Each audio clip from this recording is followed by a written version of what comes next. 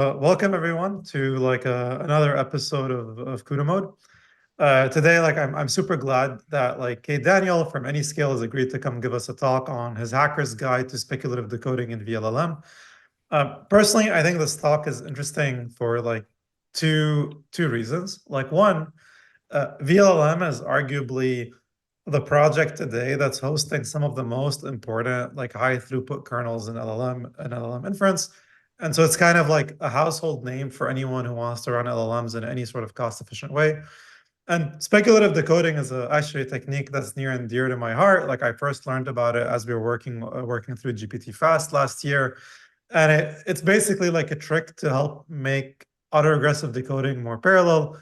But I think so Cade has put a lot more thought into this and the different techniques. So yeah, please join me in welcoming Cade for this talk, and Cade, please take it from here. Great. Thanks for that great introduction, Mark. And thanks so much for all your work on GPT-Fast, PyTorch, and for having me here. Yeah, there's a lot of content on speculative decoding. It's a really cool technique, and there's a lot of content in vLLM. This talk is not designed to give like a holistic and comprehensive every single detail on vLLM or spec decode. It's really focused on giving you like the bare minimum what you need to know to be able to navigate and work on spec decode and vLLM. So there's probably going to be questions, and I'm happy to answer those on the vLLM project or in Discord, or at the end, we'll have some time for Q&A. And yeah, so just to be clear, folks, if you want to ask Cade any questions, either type it here in chat, type it in Discord in the lecture Q&A channel, or just raise your hand, and then we'll enable video for you. We'll enable audio for you so you can talk. Great. I think, yeah, anything else before we get started? Yeah, I think, and then one last thing is, there are more projects in spec decode that can be done, and I'll explain those in the talk. But yeah, definitely open to contributions, and that's the goal of this talk. Okay, to get started, a quick introduction. Yeah, my name is Cade Daniel. I am working on LM inference and vLLM. A software engineer at Anyscale. Anyscale is the creators of Ray, which our claim to fame is ChatGPT was trained on Ray, which is a pretty good claim to fame. And then previously I worked on model parallelism systems at Amazon. Always feel free to reach out. So happy to chat about LLMs and open source. Now the topics today, I'm breaking them down. We'll talk about vLLM's core principles, why I think vLLM is such a great framework and people should contribute to it. We'll do a quick background on spec decode, how it works, when it works, and how to evaluate how good it is. And then we'll get to the meat. We'll talk about the spec decode framework that's in vLLM today, geared towards contributors. Lots of links. We'll walk through some code. And then at the very end, I'll walk through some future contribution ideas, some which are engineering heavy, some which are more modeling heavy, and some which are more difficult and combine engineering and modeling. And of course, we'll have Q&A at the end. So to get started, what are vLLM's core principles? vLLM is a cool project because it combines three things. It combines ease of use, like PyTorch, provides great performance, also like PyTorch, and it provides hardware agnosticity, also from PyTorch. So let's step through these one by one. So first off, ease of use. This diagram here is a bit old. I think it's actually a little over 20,000 stars now. And the whole idea of vLLM is to really make it easy to use like the Python APIs to create an LLM entry point. You shouldn't have to require extensive installation steps or have deep knowledge of performance to be able to get good value out of the library. This is great because a lot of people, when they start with LLM inference, there's a lot of options, and ease of use as a priority for the library means that it gets a lot of popularity and new users. Now, great performance. It's really difficult to combine ease of use with performance. And I think that a great analogy here is like TensorFlow 1 had amazing performance out of the box in first priority. And perhaps the restrictive nature of TensorFlow 1 was why PyTorch was able to succeed, because PyTorch prioritized developer productivity and ease of use over performance. vLLM is very similar in that we get this ease of use, and we also have some very advanced features with great performance. So of course, we have things like page attention, tensor parallelism, which are kind of standard for all LLM inference frameworks. We have functionality like multi-LoRa, where you can serve many different custom fine tunes, many different LoRa's on a single vLLM instance. And it's optimized with some great work out of UC Berkeley, some custom CUDA kernels. We have other things like chunk prefill, which there's a great tweet that I can link that a scheduling policy that optimizes lower average per token time.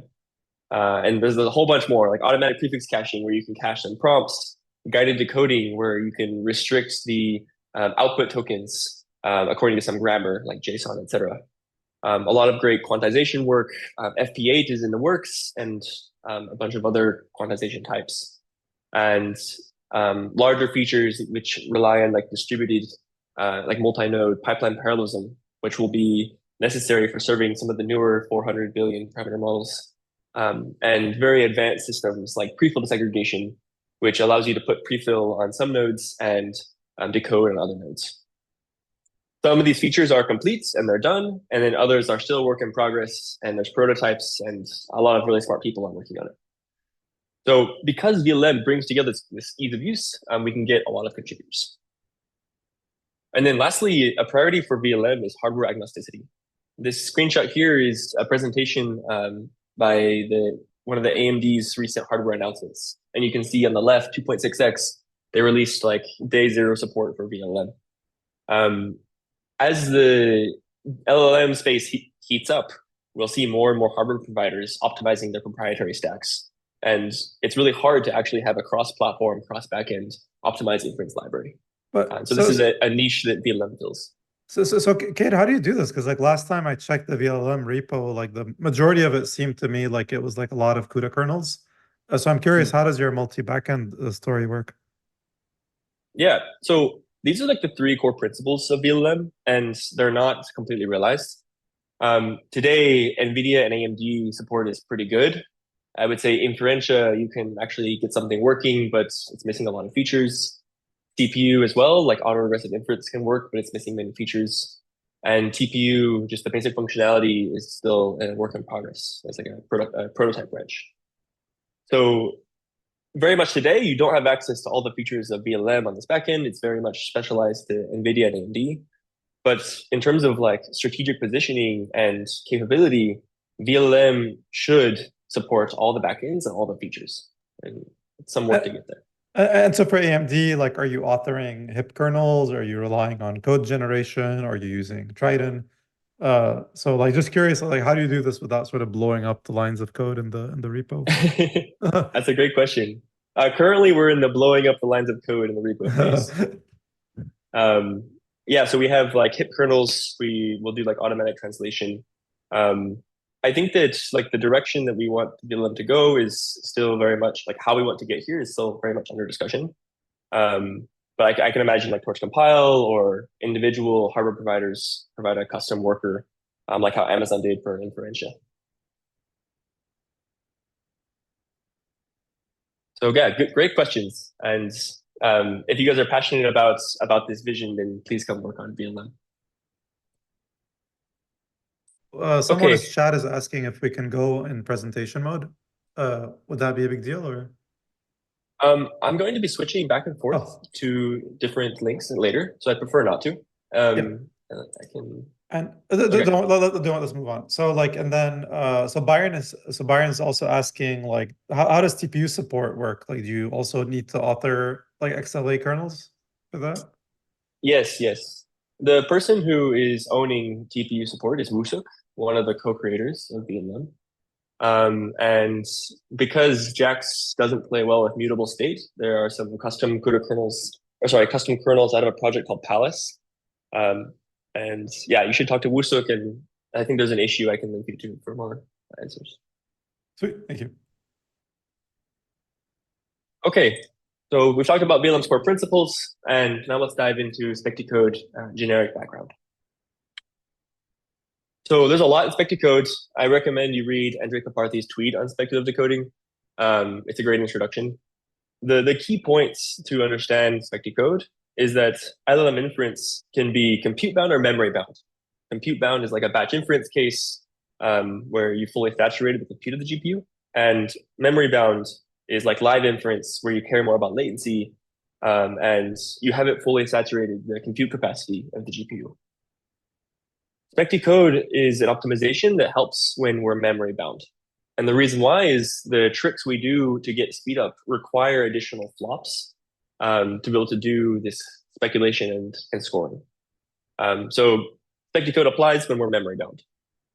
Now, a second key point for Specticode is that not all parameters in our large language models are required to generate every token.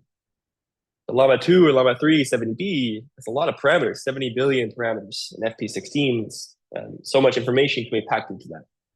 And we probably don't need all of those parameters to answer questions like, what is the capital of California?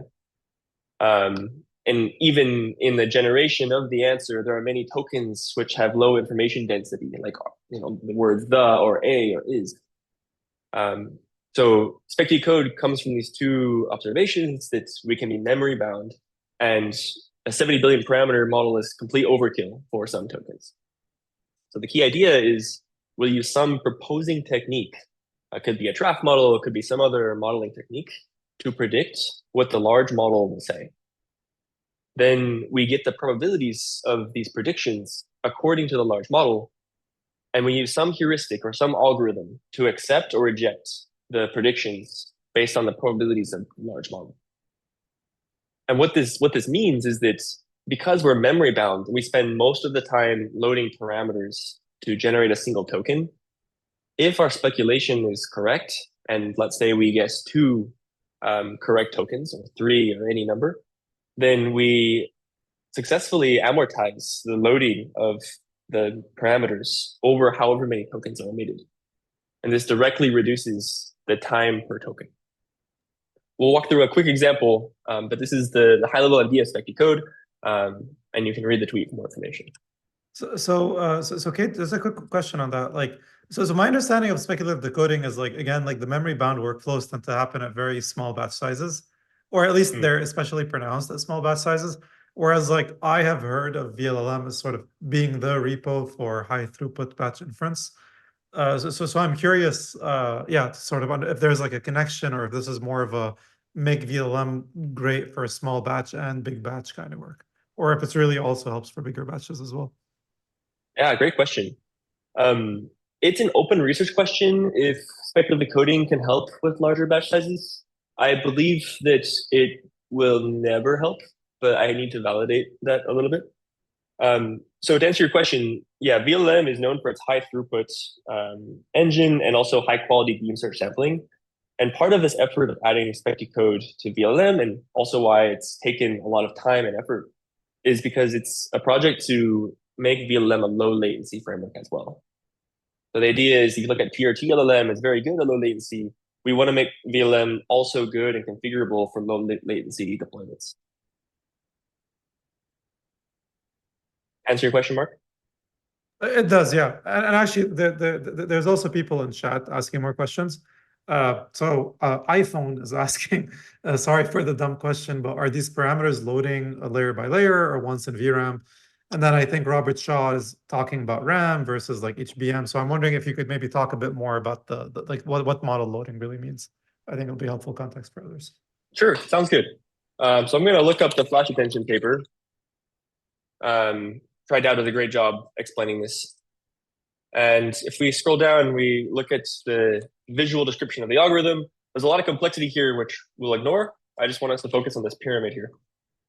Now, there's a memory hierarchy between when we're serving LLMs. So we have CPU DRAM, which is your typical RAM that you're familiar with. And the size of this is order terabyte or more. And then the throughput, the bandwidth we get is tens of gigabytes. So when this paper was released, it's 13 gigabytes per second.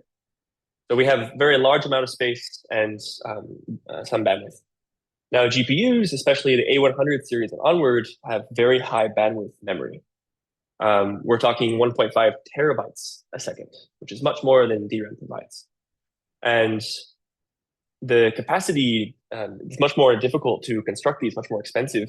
So the capacity is significantly reduced from CPU DRAM. So nowadays, 80 gigabytes is standard for a GPU, and I think the new ones have 92. Now, going even further, the GPU will have a dedicated area of RAM, statically allocated RAM, and this is called SRAM. And the speed of this is crazy. It's like 20 terabytes a second. This is extremely expensive to produce, and that's why you get the speeds that you do. And because it's so expensive, it's very limited. So it's order like 20 megabytes. The newer ones have like 40 megabytes of space. And so when we talk about loading memory, when I talk about memory IO bound, I'm talking about taking parameters that are in GPU HBM, copying them or loading them to SRAM or to the L3, L2, L1 caches, so that the actual compute cores can perform work and matmos on those parameters and activations.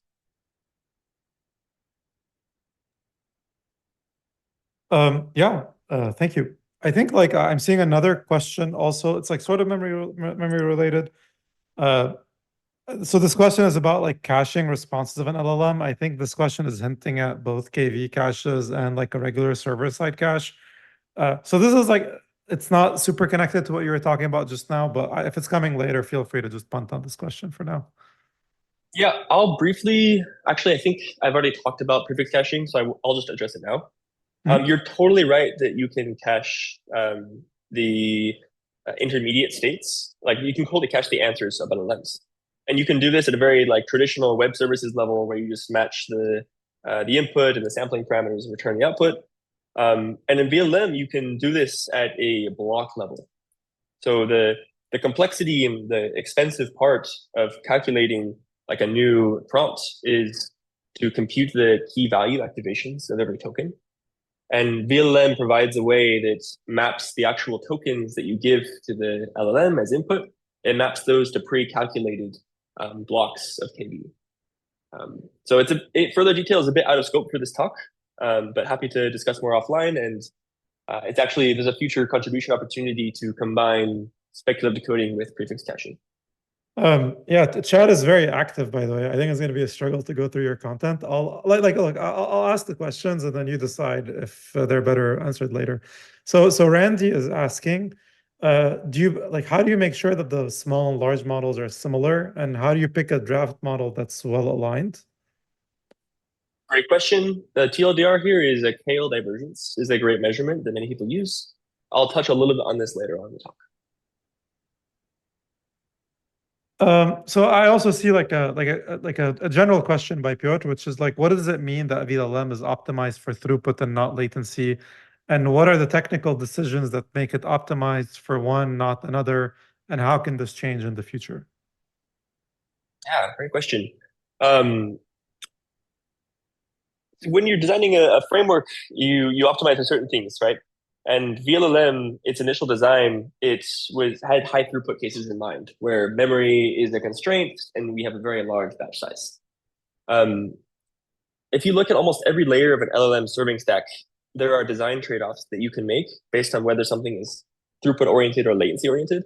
And vLLM mostly took the throughput oriented path. So those examples there are like the kernels that we use, the all reduce operations that we use, even like we perform scheduling for continuous batching synchronously with the model forward pass. These are all things that vLLM chose the high throughput case. And it's how it achieves vLLM's amazing performance, why it's so good at cost saving.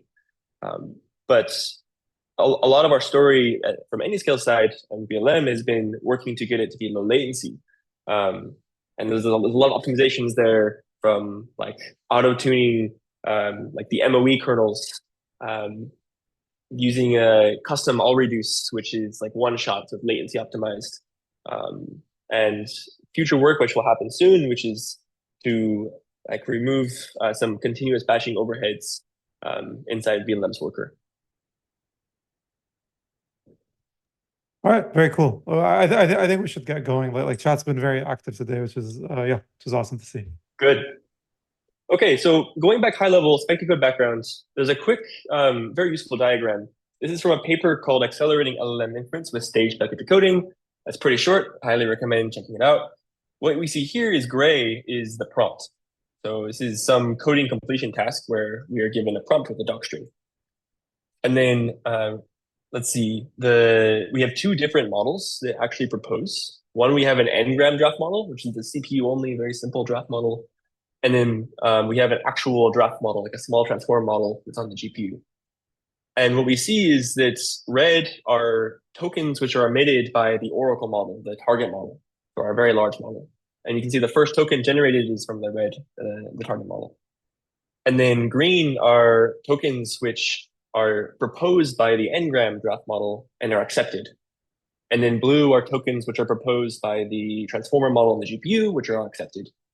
And we see that, especially for like white space or easy to predict words like the word return or else, the two draft models do a good job of actually predicting what the target model will emit. And this is a great way to highlight that all of the tokens that are green or blue are essentially skipped from the target model's perspective. And this is how we achieve the speed up in memory bound cases. So how do we evaluate the speed up? There's actually a lot of pretty cool math that's done by some folks at DeepMind. I highly recommend reading this paper. It's by Leviathan et al., Fast Inference from Transformers. The basic way so yeah, I won't go into super detail for these graphs, but I'll break it down into a practical view, including which factors are most important. So a simplified version is we can take non-spec decode cases and we can define the inter-token latency as the step time divided by the number of tokens per step in expectation. So without speculative decoding, if it takes 30 milliseconds to perform our inference and we get one token, this means we get one token per 30 milliseconds. Now, spec decode adds overheads. We might spend milliseconds on proposing or scoring or doing rejection sampling. And so let's say that the same model takes 40 milliseconds instead of 30, but in return, on average, we get 2.5 tokens per sequence per step. What this means is that we get one token per 16 milliseconds, which is almost a 50% latency improvement. Now, how do we think about this? We need to think about how long does it take to propose. So like a draft model, a transformer draft model will be very high quality and produce very accurate proposals. But it will take some time to actually run those on the GPU. Whereas an n-gram model is very fast, CPU only. But the quality and predictive power of just a pure n-gram model is nowhere near as good as a transformer model. So the first one is how long does it take to propose? How accurate are those proposals?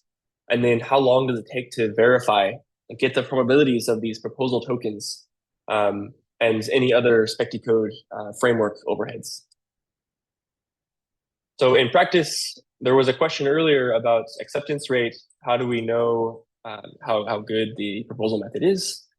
In vLLM, we have a metric which you can see. This is the draft acceptance rate. And essentially what this is it's a very empirical value which simply records of every proposed token that you see on your workload, how many of those are accepted by the target model using the acceptance routine configured. So this isn't equivalent to KL divergence or like a very a theoretical way to measure the acceptance rate, but this provides a really good proxy for how well aligned the draft model and target model are on the data set that you're running on. So going back here, we need to track how aligned the proposal is with the target. And then we also need to track the system efficiency. Is how efficient is the deployment compared to 100% acceptance rate.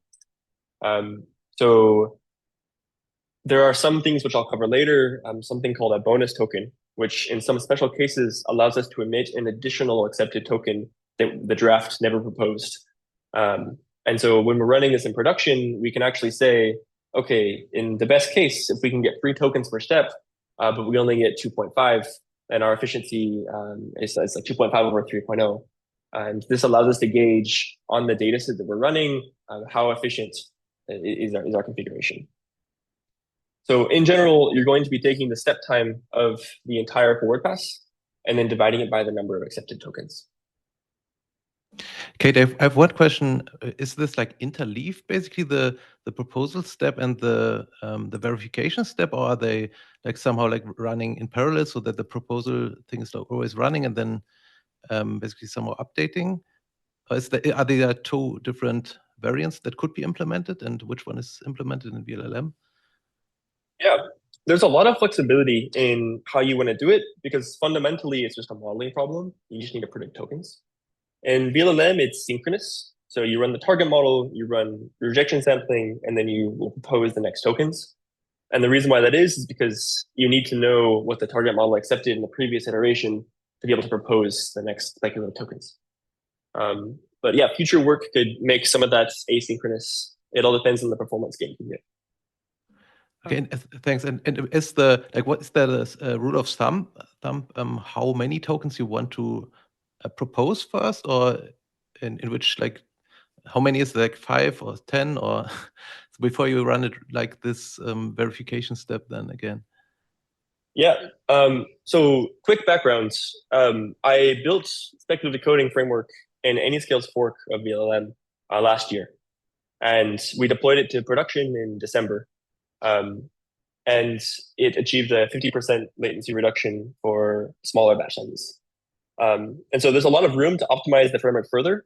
In our case, we deployed it, I believe it was 3 speculative tokens per sequence. So pretty small number of speculations. There's a long tail of optimizations that you can do to increase the number of speculations or even adjust it depending on the batch size. Okay, thank you very much. So there's actually a related question in chat by Yugi, which is, are speedups observed across all techniques in speculative decoding, such as n-gram, prompt, lookahead? Maybe I'll share a quick anecdote here before Cade answers, but you can imagine that like basically you can have anything, like any process that can guess the tokens would make things go faster. In practice, that's like an LLM ends up being good. But imagine if you have a very small vocabulary, like just like you have basically two different kinds of tokens in your vocabulary, then just flipping a coin might be like a pretty good way to do speculative decoding and guess like a whole bunch of tokens. And so yeah, no surprise that like n-gram models could also sort of like be helpful in this regard. But yeah, Kate, I don't know if you want to comment more on other techniques outside of LLMs for spec decoding. Yeah, good question. There's a lot to be explored there, and I'm personally not a modeler, so people who have modeling experience could chime in. I think that Mark is correct about smaller vocabulary. You don't need as much modeling power, and I think that's it there. Oh, and one thing I will say is, if you train like a transformer model, it has much better predictive performance over like more data sets. So like if you train it on ShareGPT, it's good at ShareGPT, but maybe it's also good at coding. Whereas n-grams, because they're not as powerful, maybe they only work in like summarization workloads, where you like take an article and ask LLM to summarize it. So different techniques have different efficiency on different data sets, and at the North Star for vLLM, the actual proposal method you'll use will depend on your data set. Yeah, that's right. Flipping coins with 128K sides for llama 3. Okay. So one last important detail in spec decode is losslessness. The question here is the output of speculative decoding different than just the target model alone? And the quick answer here is no, if you use rejection sampling, which rejection sampling is a technique that allows you to relatively efficiently sample from the distribution of speculative decoding and have it be equivalent to the distribution of like your source distribution. So there's a paper here out of DeepMind which has the proof of losslessness. It's linked here. Highly recommend reading it. And the only constraint here is that because we're working in low precision data types, there are some limitations in error and hardware numerics. So basically, you're guaranteed to have a lossless output when you're sampling from speculative decoding with respect to the target model if you're using rejection sampling. And I have a quick diagram I can show here when I merge the rejection sampler.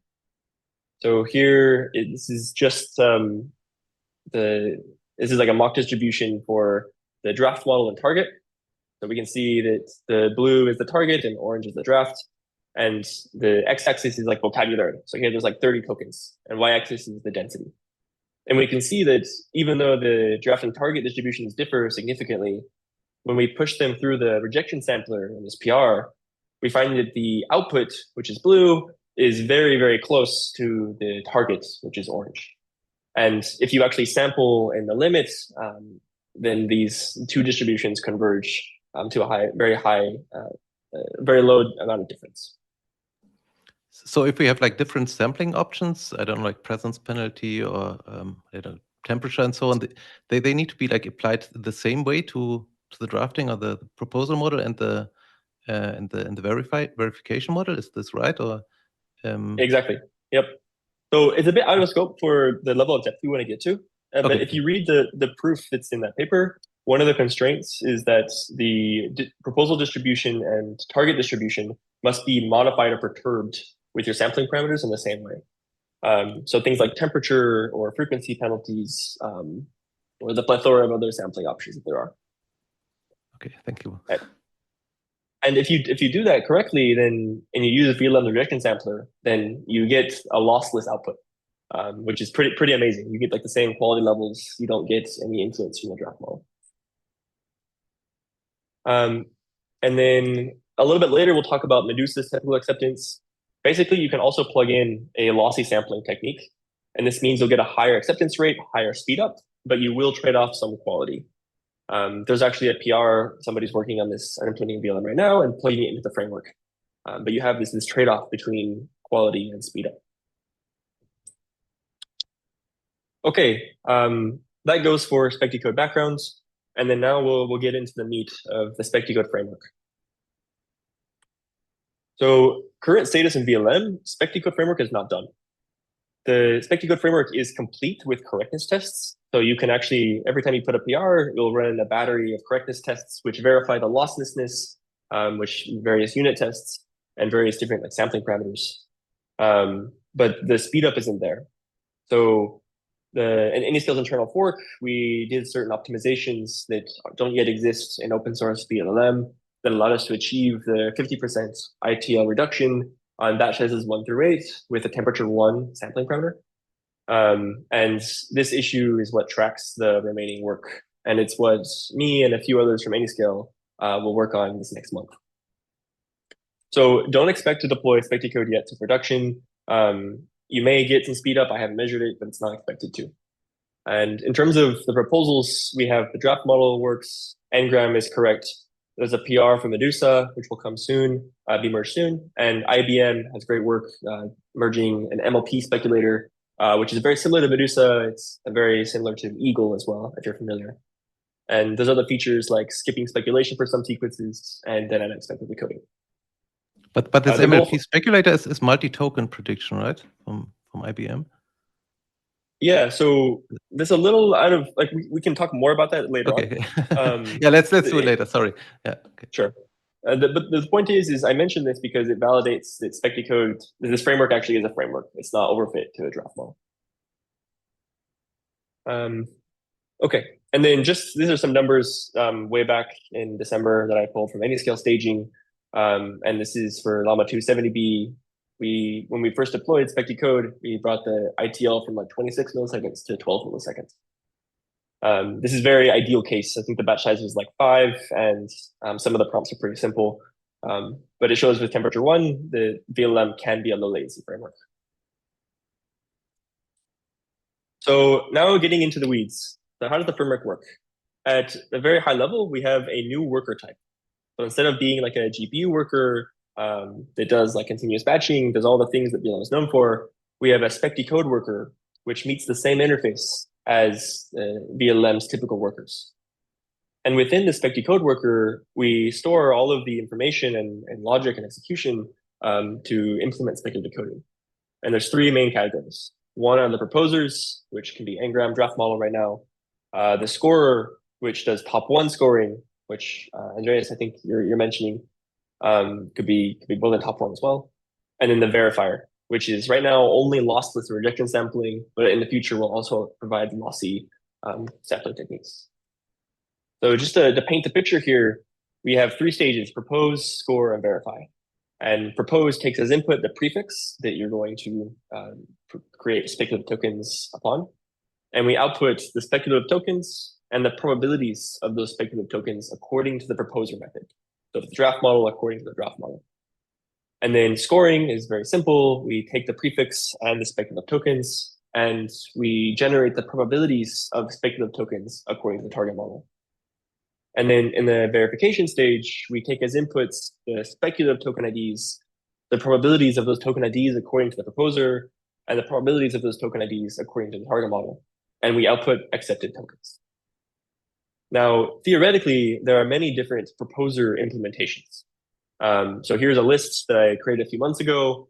You can have a draft model like what is done today. There's different variants on a draft model, like a stage draft model, tree, draft model where it suggests multiple speculative tokens per slot, and like a cascading draft model where the draft model has a draft model.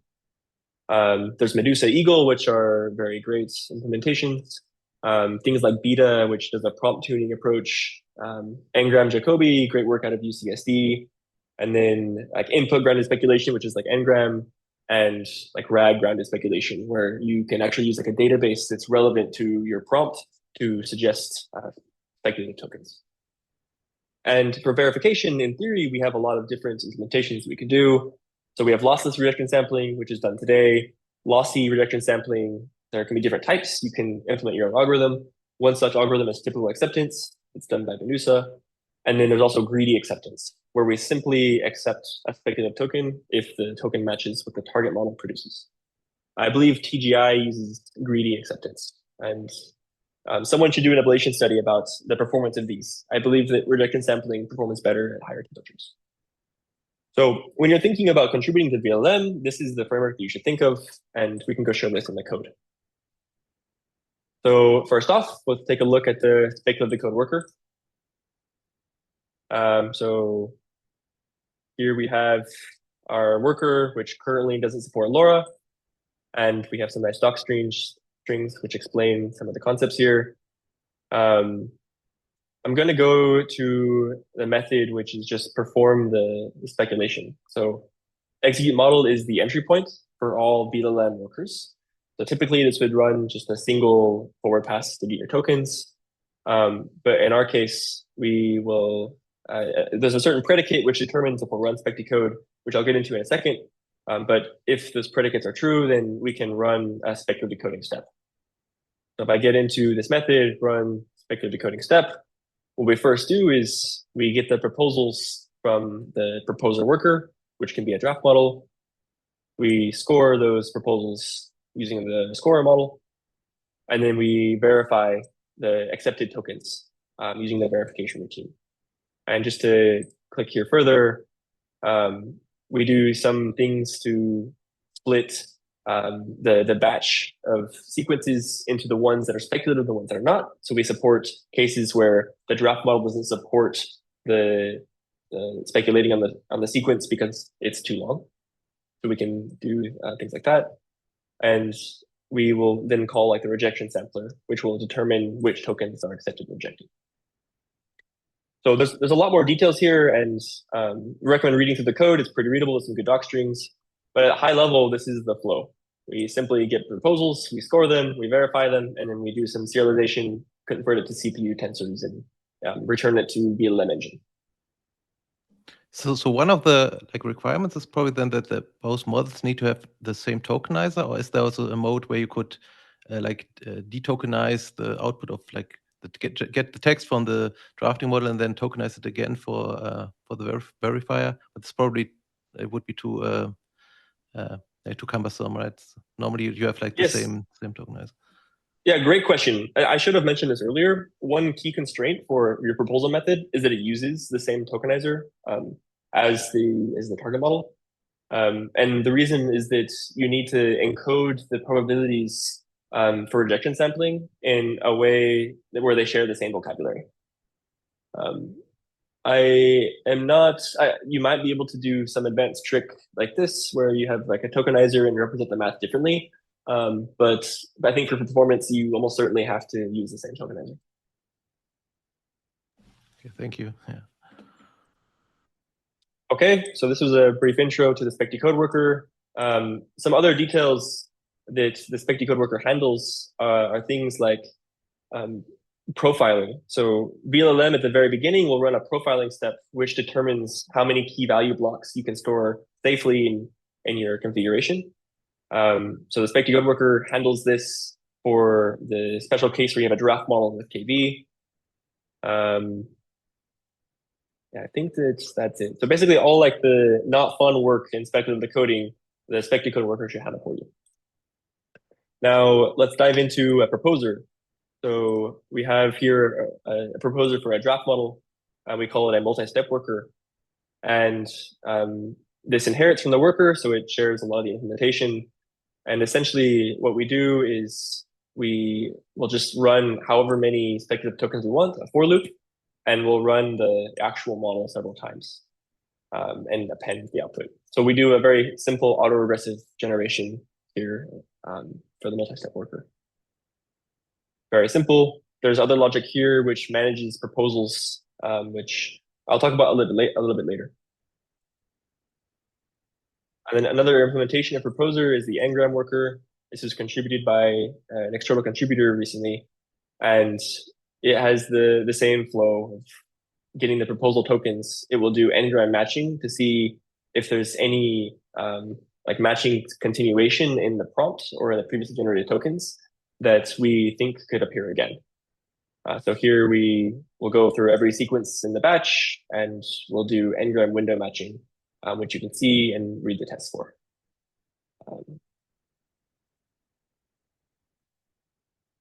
And then for the verifier, we currently only have rejection sampling.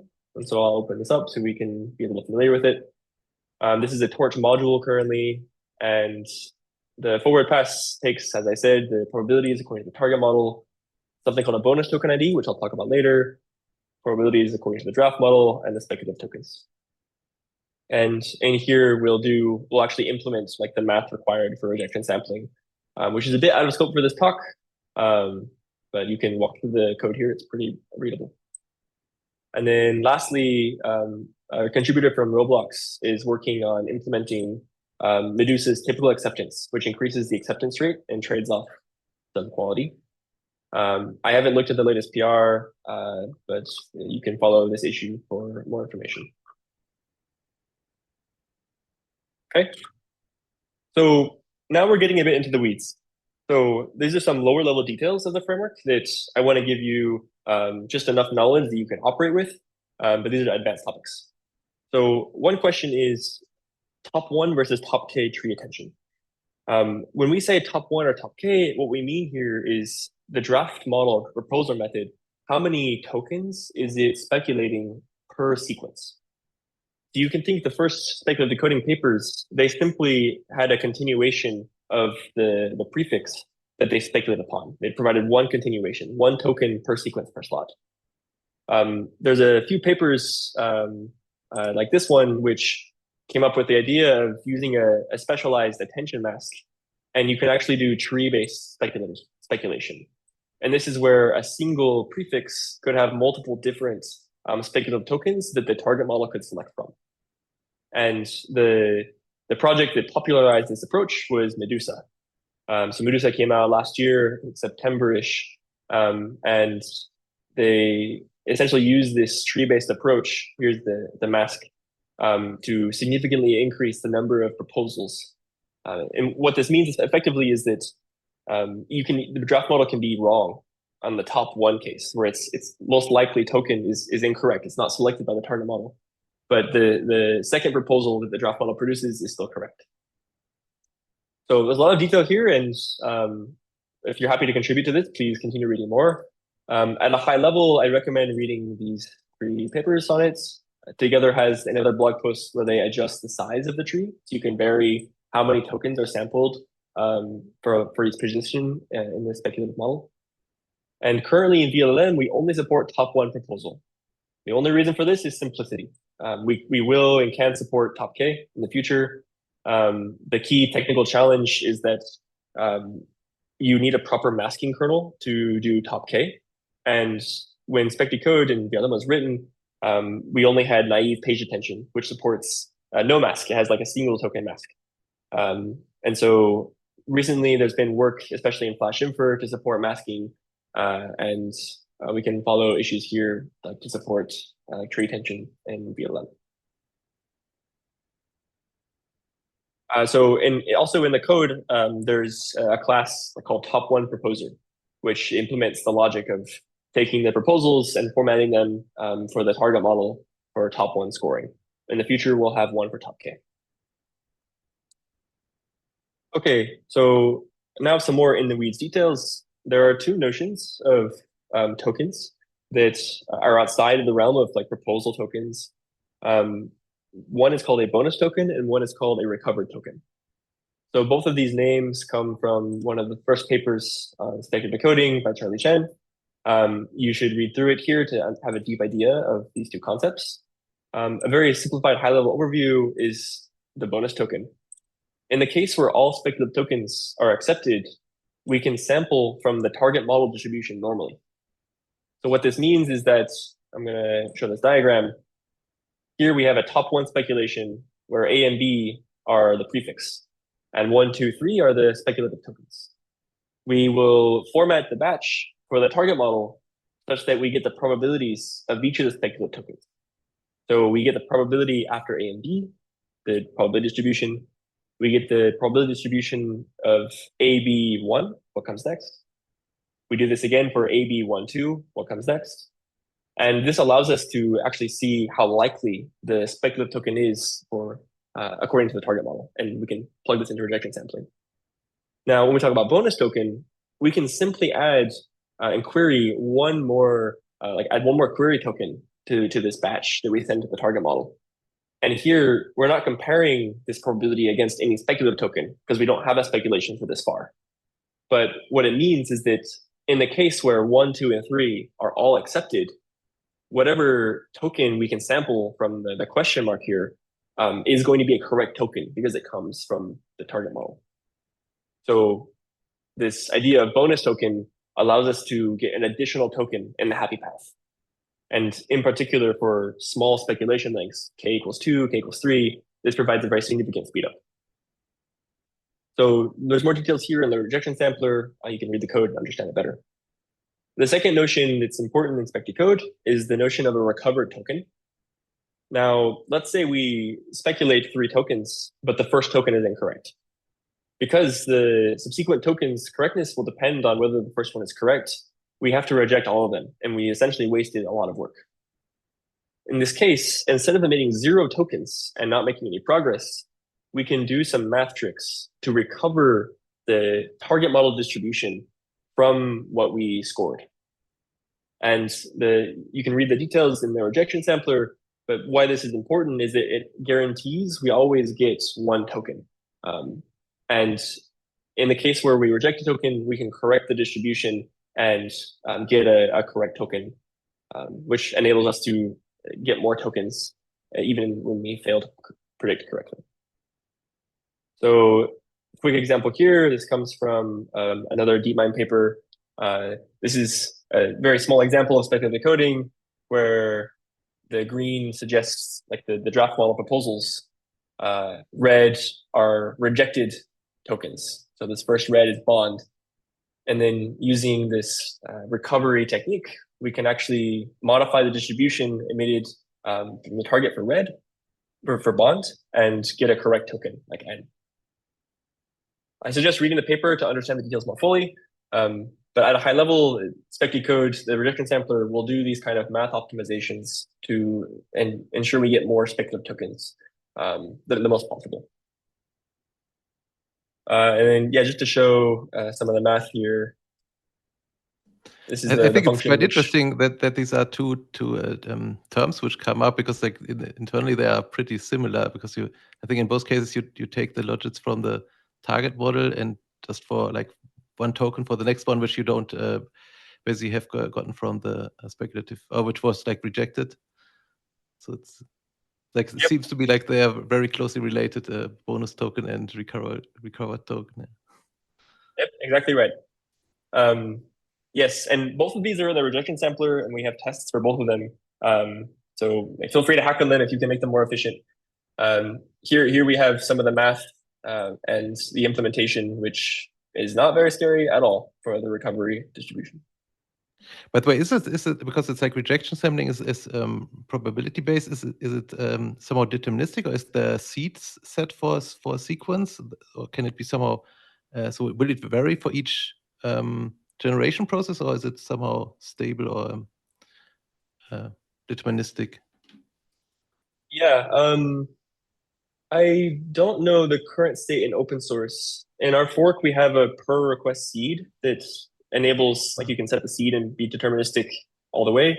I think right now we only guarantee determinism at the framework level. Yeah, I need to measure. I don't know off the top of my head. Thank you. Okay, so these are some nitty-gritty details on bonus token recover token. We're moving on to another topic called dynamic speculative decoding. So at the very beginning of this talk, I mentioned how speculative decoding, it only works in the memory bound case. And we actually find that as the batch size increases, the number of spare flops is reduced, even to the point of 0 spare flops. And if we have a very fixed number of speculative tokens when we're doing verification, then every time we go over the number of spare flops, then we actually end up adding more time to the step time. It's not a huge gap. It increases linearly after your compute bound, but it means that it reduces the batch size that we can do for a given ITL reduction. So dynamic speculative decoding, there's a few papers on this, and they approach this problem of how can we ensure that specticode performs no worse than no specticode. There's a UC Berkeley grad. Her name is Lily. She's awesome. She's also interning at Anyscale, and she implemented dynamic speculative decoding in vLLM, with the vision being that we can allow very different QPS and disable or enable specticode to never have worse than non-specticode performance. This is still a work in progress, and it's a very naive policy right now. If you're interested, you should reach out to Lily.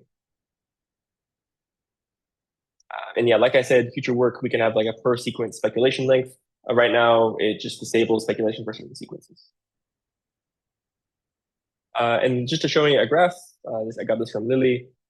This shows performance as we increase the request rate and we assume a certain acceptance rate of the model. So alpha here means acceptance rate. And we see that the average request latency without speculative decoding, the blue line, increases as we get more and more compute bound.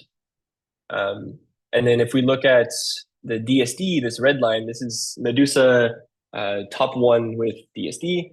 We see that the latency is never worse than without specticode.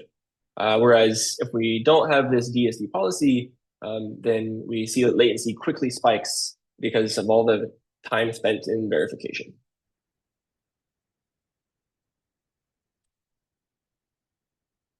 Okay, that's dynamic speculative decoding. One other topic that's very important is batch expansion.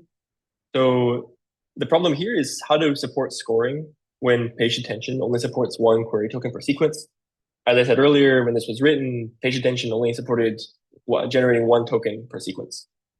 I have a doc here, which you can read, which goes into this. This is where this diagram comes from, and we talk about batch expansion and how to make it more optimal. The TLDR is, in the specticode worker, we create virtual sequences, each having one query token. And so we're effectively expanding the batch so that the target model can use naive page attention to do the scoring. And this has some performance implications. In particular, it means that the forward pass of the target model will duplicate key value loads in the attention layers. So there's some performance optimization we can do here. And just this diagram, it highlights this. This batch here on the right side, when we expand it, the target model's perspective, it's just taking this full batch. It doesn't know that the prefixes A, B are shared. And we can see, in particular, when the sequence is very long, this will have more and more of a performance hit because the target model will duplicate those loads and leave up to chance whether or not it is a cache hit. Batch expansion is particularly bad for tree attention, where the number of unique query tokens explodes with the tree size. And so this is a primary limitation of why we don't yet have tree attention in vLLM, is because we don't yet have proper masking at the kernel level to do this efficiently. Now, there is work ongoing. Lily is leading this, which removes this batch expansion with the support of an optimized kernel. So the FlashInfer folks are working on a masking kernel, which allows us to specify the query tokens dynamically, and this allows us to remove this batch expansion, and we can get a more efficient speculative decoding implementation. Probably 10 to 20% is about what I expect in terms of ITL reduction. And then if I don't think I linked it here, but I'll just find the file myself. Batch expansion is contained to within a file. So if I go to Specticode, batch expansion, here we do top one batch expansion where we will effectively expand the batch, execute the model on the target model, and then contract the batch so that we understand the probabilities of all the tokens. This is here, we want this to go away, and this is a great way to contribute. But it's also very helpful, for example, if we have a new hardware backend and we don't yet support an MQA kernel, we can use batch expansion to get good speed up. So basic question here is what missing is the variable length flash attention kernel with KV caches paging support, or what's missing here is a kernel that's able to realize that there are multiple query tokens that all share the same prefix. Okay, yeah. So this should be this is not too hard to implement in Triton. Our measurements on the Triton kernels we have aren't very good. So the measurements on like the flash attention kernel are much better, and the FlashInfer are much better. And the reason why this is like okay to have, this is kind of a hack, is we don't, for like smaller speculation lengths and smaller batch sizes and smaller sequence lengths, this actually isn't that impactful. But it will be absolutely necessary for very large speculation trees or very long sequences.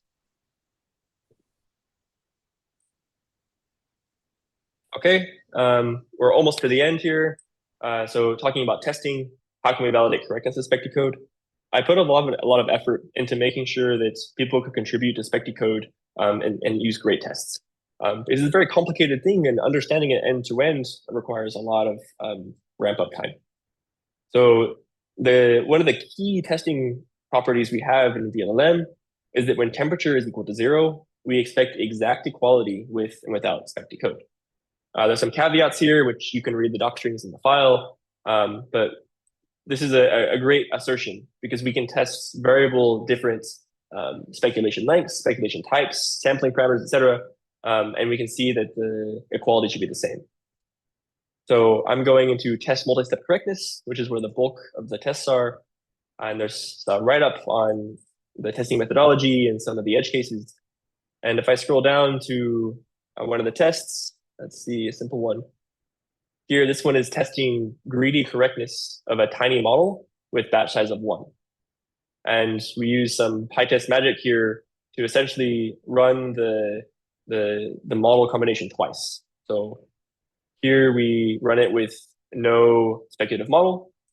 We run it with like JackFram Llama 68M, very small, and then no speculative model. And then we'll run it with a speculative model with 5 speculative tokens. And in this test, what we do is we generate like 100, or in this case, we generate like 1,500 tokens from the target model without Specticode, and we do the same with Specticode, and we verify that the output tokens are exactly the same. So this is a great test that you can rely on when you're adding to Specticode. We have the same assertion for a different model, so like a 160M, which differs slightly from the 68M. And this end-to-end testing framework allows you to test many different features. So we have like a feature in vLLM where we can get the log probabilities of the generations. And so we use the same setup to get the probabilities of the log probs, get the log probs from the target model and verify they're correct. So there's a lot more here. Feel free to ask questions. The key point I want to get across is there's a lot of tests, and you can rely on them as you contribute. And then there's also unit tests. So one of the very important unit tests are the rejection sampler unit tests. And so the diagram I showed earlier where the rejection sampler shows that the distributions converge, this is tested on every commit in vLLM. And you can see those and hack on it and rely on that for your correctness. Okay, so to finish off, we will talk briefly about future contribution ideas. So I've bucketed them into 3 categories. 1, which are more engineering and are pretty much ready for people to pick up. 2, more modeling, which requires maybe modeling experience. And then 3, larger ones that like mix engineering and modeling. Maybe these aren't feasible. There's some risk. So for example, retrieval acceleration, this is where we can use, like if we're doing like RAG, we can use a database of terms that are relevant to our prompt, and we can use those as proposals to speed up acceleration. Now there's a paper here that does this, where they prototype this exact same thing. So effectively, this task is to implement this paper in a proposer in vLLM. Another one is to combine chunk prefill plus Specticode. A challenge here is that chunk prefill, which is out of scope for this talk, consumes the same flops that Specticode relies on to get speed up. But chunk prefill provides a huge benefit for single node cases. So the work here is to unify the two and have a policy which dynamically adjusts speculative verification length so that when we're doing chunk prefill, we don't speculate and the average ITL gets the best of both worlds. Another one is to combine prefix caching plus Specticode. Currently, prefix caching will also use some of those same flops to backfill the KV if there's a cache miss. And so combining Specticode plus prefix caching allows us to get the best of both worlds where we can, if part of the blocks are shared, then we can get the speed up from prefix caching. Another one in vLLM is guided decoding. This is where we limit the logits, the output distribution to conform to some grammar. We could get even more speed up in Specticode and guided decoding by combining the two and allowing just a subset of allowed tokens. Kind of like what Mark was saying earlier about if the vocab is 2 allowed tokens, like in JSON, there's like a comma or a quote, a close quote, then your accuracy can go for much higher. And then more engineering work is support for the other backends. The framework is designed and architected to support these, but there's no tests. I think for AMD GPUs there are, but not for CPU, TPU, or inferentia. And so if you're passionate about that, then you can add support for those.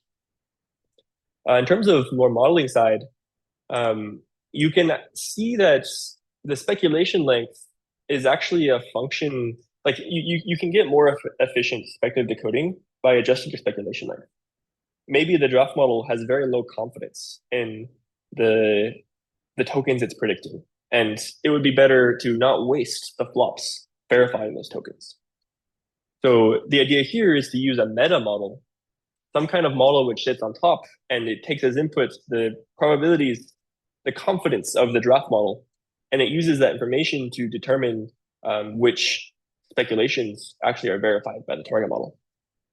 It's not clear to me what the upper bound improvement on this is. Lily knows a lot more about this.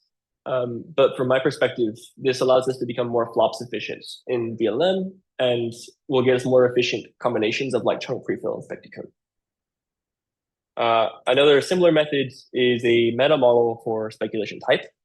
The idea here is like model routing, which there are many papers on. And the idea is that you can have like ngram and a draft model and maybe like a RAG proposer all running at once. And depending on the confidence of each of the proposer types, you could pick different ones to send to verification. So this requires a modeling aspect that looks at the prefix and will guess which model will produce the best speculation. And then large tasks. These are very big and recommend reaching out if you're interested. There's a great paper called Online Learning. This is also by Lily. And this paper, it allows us to dynamically train, update the parameters of the proposal method according to the distribution that we see. And this allows us to get specialization. For example, if we're doing LLM serving and we get a lot of requests that are coding specific, then our draft model can get better online with for coding, because it learns to predict coding tasks better. This is pretty cool, a little bit sci-fi, because it requires a lot of infrastructure and vLLM to support this. But great idea. And you can read the paper. It shows that how much more speed up you get when your draft model is specialized to a particular domain than a generic draft model or one that's trained on like shared GPT. I talked about this one first because this one can come second. So you can also think that you can use like a multi-LoRa for your draft model, where each LoRa specializes your proposer to a different domain. So you could have a single base draft model and then a fine tune for coding, a fine tune for summarization, a fine tune for Shakespeare, or whatever have you. And if you're able to do this efficiently, then you could have a proposal method that works for many different domains, and you don't have to pay the cost. You pay less cost of missing speculation. One last very large one. There's some folks from UCSD who are working on this. It's called batch parallel decoding. And there's some work with consistency LLMs, which use like n-gram iterative like Jacobi decoding to be able to break the sequential nature of LLMs. And it's still a bit of an open question to me if this should be done in the speculative decoding framework or if it should be done separately. But this is another research area that could be done in vLLM to get more speed up. Okay, there are probably more ideas there, but that's the end of my talk. I want to highlight that I did not do all of this work. A lot of people, very intelligent people, collaborated and helped, including Lily, Cody, Anthony, the vLLM team and creators, an intern at Anyscale last year named Vikas, and Chan and Sang. And also want to say thanks to Mark and Andreas for hosting this CUDA mode talk. Sweet. Cade, thank you. Thanks so much, Cade. Yeah, this was awesome. Like, I think personally, like, what really struck me was like the scope of collaboration and how we all sort of built a.